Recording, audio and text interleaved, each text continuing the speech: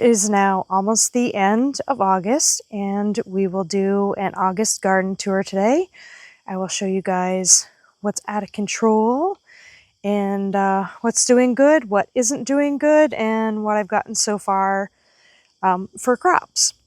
I am in the garden bed in front of the house first, and this little plant here is oregano. I've chopped it back. It was full of flowers, and I chopped all the flowers off. It is growing back like a weed that it is. Then next to it is lemon mint, which is doing the same. My lovely comfrey back there. I've chopped that thing back a couple times, and it just continues to thrive. And then I've got some dill. Some dill growing up in this little spot here. I am going to just let that go to flower so that those will flower and seed, so it will reseed itself, because they are still pretty small right now, and we're getting towards the end of summer. This is my monster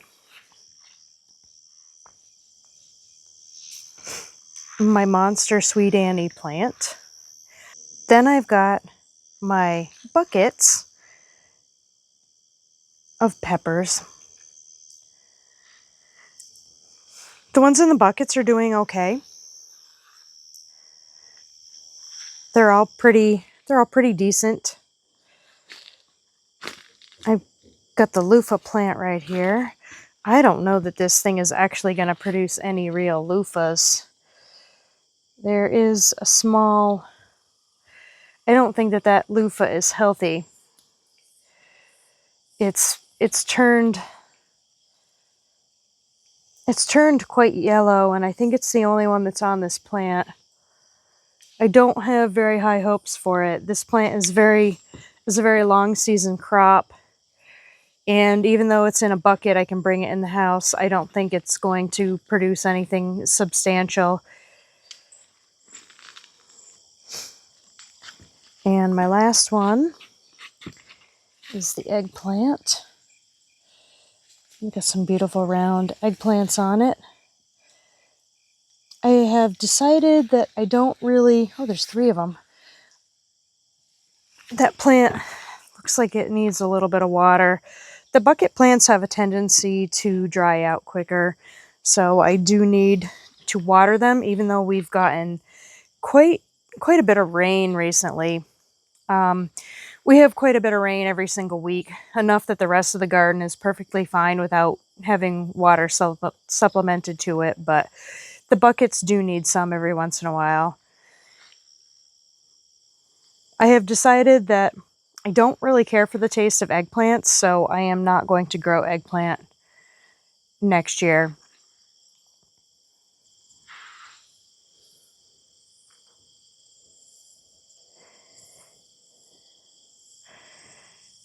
This is wild and crazy.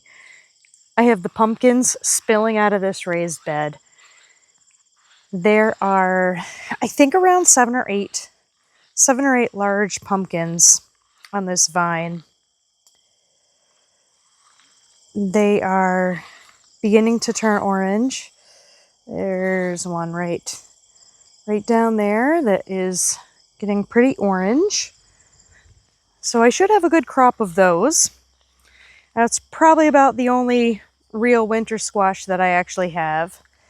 I have what I think is these hot banana peppers that were supposed to be bell peppers. And this one here is an actual sweet banana, mild banana pepper. And I've got the poblano. I've got a lot of good peppers this year. Buying a 6-pack I think was a really good idea. Somewhere in here I do have jalapenos. Oh my. Leaves are in the way. That is a nice large jalapeno on there. I have my determinate tomatoes. They're not super impressive as far as flavor. It is pretty much only the Romas and the Mariglobe. I don't really care for the flavor of the Mariglobe. I've tried them and they're just not a good flavor. They're not like some of the indeterminate varieties that I have. This arch is just covered with the cucumbers. And of course the cucumbers go onto the bottom and they're trailing into the grass. There, that's one of my cherry tomatoes climbing up over the top of the arch. I have gotten a lot of good cucumbers this year. The cucumbers have been great. The vines are beginning to die back. So they are just not, they're beginning to die back finally, and they're not great anymore. They've slowed down production, but I'm still getting quite a few every single day, probably like 5 or so a day, if not more, of the pickling cucumbers. And I do have, let's see in here, this here is an Armenian white, which I didn't have last year. I don't think any of them grew last year. And then down here on the bottom is my Armenian yardlong. I can tell the Armenian yardlong, it's got a fuzzy texture to it. Those were interesting to grow. I really liked those. They were almost like the skinny English cucumbers that you can get in the store. And of course last year I didn't have any Armenian whites. So I'm going to let this one grow until it's quite a bit bigger before I pick it. I'm probably going to save the seeds from it too, because the seeds that I have are not, I don't know if I have very many seeds of that left, but I'll have to see if I like that particular cucumber. And around the side, I've got my lovely calendula. Those are poking up through the tangled mess of the tomatoes. I've got my indeterminate tomatoes, and they are just vined everywhere. I have been getting, not as good as last year and the year before. I've been getting cherry tomatoes. I think that the tomatoes are just so thick in here that they're not growing up and ripening as easily as they would if they were actually able to vine up over something. And I believe the fence structure that I do have in this is just not strong enough for this mass size of plants. I noticed early on that when the wind would blow, the tops hanging up over the top of the fence would flop to either one side or the other, and that was a problem. Over the top back there is my amaranth. The tomatoes did blow over and flop onto the other one that I had over there and broke off the top. Now this tomato here is my Dr. White Cheese. I've got another one up under here, and it's hard to see back in here. Massive, those are the massive yellow beefsteak tomatoes. This one is extremely heavy. I don't want to move it too much because I don't want to break the vine or anything. This one that they're on, the vine is already kind of bent quite a bit. They're quite heavy. I'll have to think maybe next year of a way to support them so that they don't just break the vines, but they're quite heavy. They've got a really good flavor. I like those. Those are my favorite tomato for eating so far. And I've got a lot of green cherry tomatoes. Those are the black cherry, or the chocolate cherry. I think it's black cherry. The black cherry ones, they've been ripening a little bit, but nowhere near as early and as fast as they did last year. I do have some San Marzanos in here and some Alpagos in here, and I'm not sure which is which, But I also have the mushroom basket in here as well. And this is just insane. The amount of spillover of the tomatoes. And I try to cut them back and cut back into the inside so they do have airflow. There's mass quantities of tomatoes growing up in there. I don't know. I can't see the screen so good because the sun's shining on it. So I can't see if that comes into the picture. But back into here, let's see if I can get into there. So that's a mushroom basket. Those are okay. They seem to have decent flavor. They just kind of have that weird look to them. They actually kind of look like a basket, so that might be why they're called mushroom basket. And inside here, and actually right here, I do have celery growing up in here, and it's actually getting, I don't know if I can bring this down to the, I cannot see that at all. They are beginning to get thicker stalks, so I am going to be able to cut some of those off. I believe growing them underneath here is great because they do get a little bit of shade and it's cooler. They do like cooler weather. So I have a bunch of basils growing up in there too. And here's another shot of this huge amaranth plant. That thing is fantastic. Now, this bed here is my new raised bed. I haven't put anything in it except for cuttings, stuff that I've cut off. I cut down the peas. Those are all what's in the top of that bed. I had some wood chips from where I had wood delivered that were on the ground. I raked them up and put them in there on the bottom. And I took the old bed, put it on a thing and moved it over and put the dirt over here. That is still, there's still some dirt in this spot.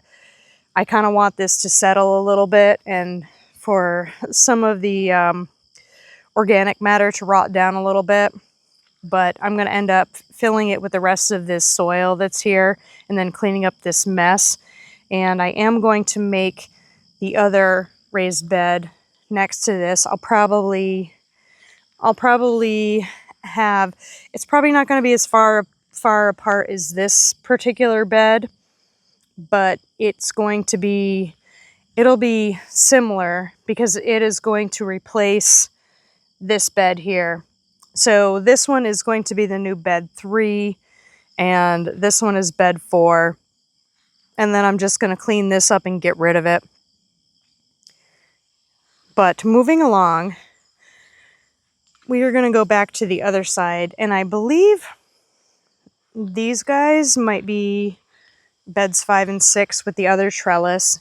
Now, these are the ones that had the zucchini, and I don't know if you guys remember from last year, I had the problems. I grew the cucumbers on here, and the cucumbers kind of had a tendency to do the same thing as these winter squashes are doing on here. So they are not growing up very good, and they are turning yellow.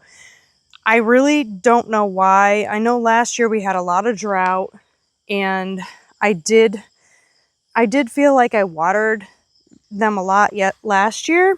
This year we haven't had drought, but I haven't watered them at all. Now, I do have some spaghetti squash. I've got one right here and one right here that's growing good. And then that one I think is going to ripen. But I'm very disappointed because I believe the other one over here was the kabocha. And, ooh, all of the fruits have pretty much rotted and dropped. Yeah, rotted and dropped off the plant. And this, I don't know if you can see, maybe if I turn it on this side, it's got yellow and it's squishy. It's not a good formed fruit. I have a buttercup over here, and I hope that this one will mature. It is quite a bit smaller than I would like to see. And the butternut is down here on this side. That did not mature at all. I think next year I'm going to not plant anything in this bed, and I actually might move the trellis. I might move the trellis to go in between beds 3 and 4, because I believe once I get all of the soil, I believe beds 3 and 4 will be good ones to actually have a trellis in. I don't know if it's because the depth of these beds is so shallow, or that might be creating a perched water table, or maybe the ground underneath is just so hard that the roots can't go down through. I don't believe that that's the case, that the roots can't go down through the ground, because I can rake it up pretty decently, and I did rake it to some extent, or cultivate it, I guess, with a little hand rake before I started planting stuff in there. So I do know that the soil is not it's not overly compacted. So I am not really sure what is happening there. Now, these are my ground cherries. I let them reseed themselves because ground cherries were extremely hard for me to grow, and the plants themselves look good, but they are just so small and they are so behind everything else in the garden. Last year I had them grown up, and they were comparable to the tomatoes. And the year that I grew them 2 years ago, I grew them with the tomatoes, I think I think it's bed 7 or 8, one of those 2 larger beds.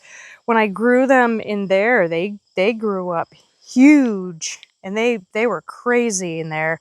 So I think next year, I really like the ground cherries. They're really super sweet. I'm just gonna have to save some seeds from these because I don't have any good ground cherries from seed.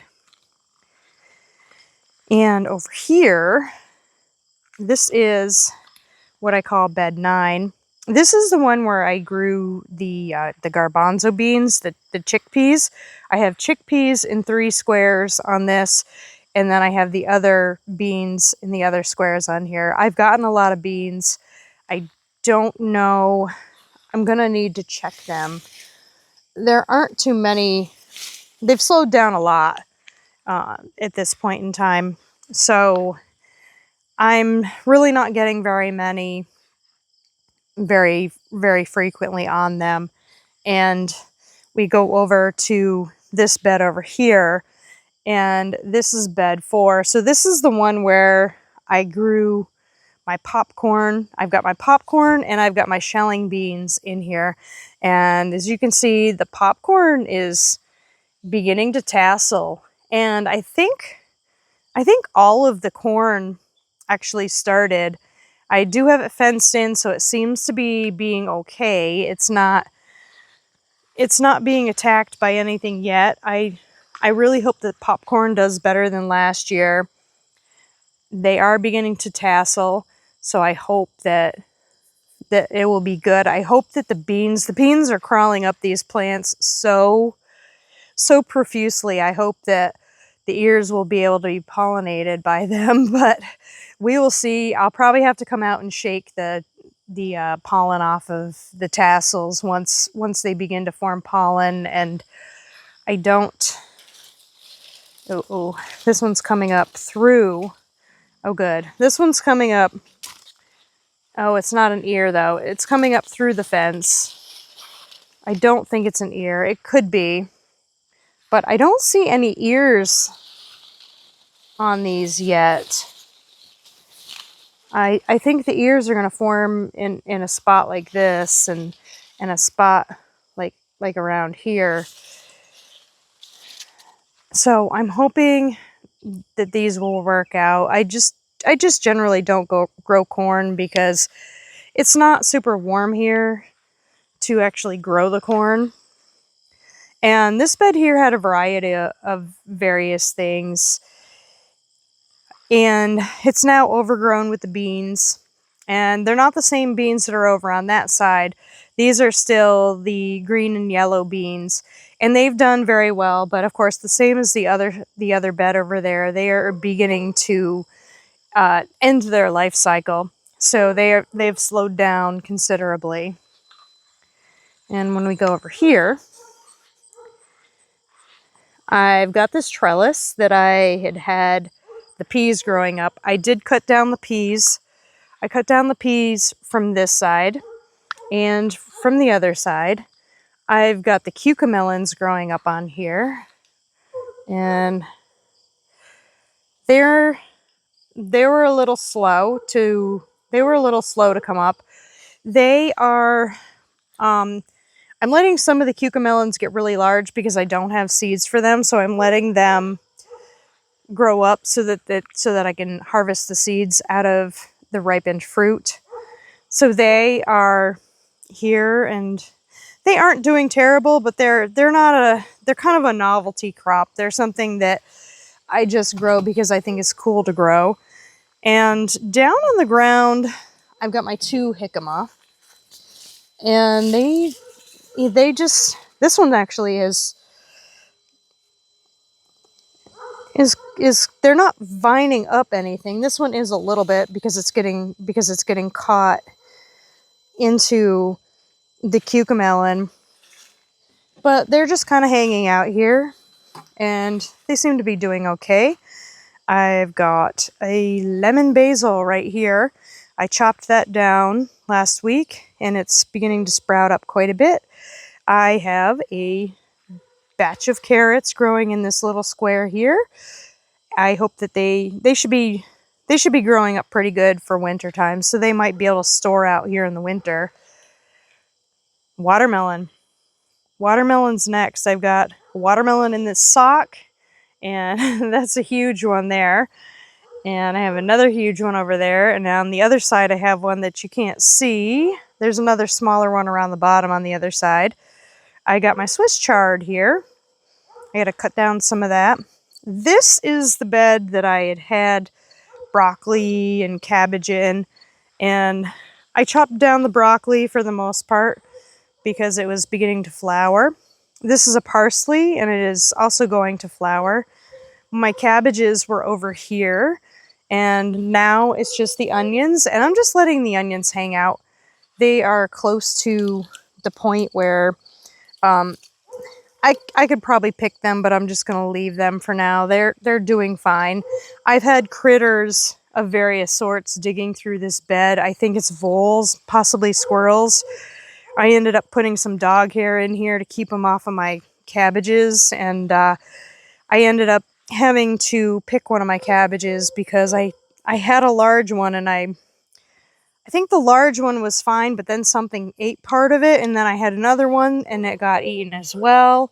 So I haven't had good luck with the cabbages. Something's been eating them, and I don't know if perhaps it's rabbits or if it's little critters getting in here. I don't think it's deer, but it's always highly possible. Now on this side, I've got my Brussels sprouts. They're actually easier to see on the other side. And I had this cauliflower under here, and I had it. That's a sad sight. It went to flower.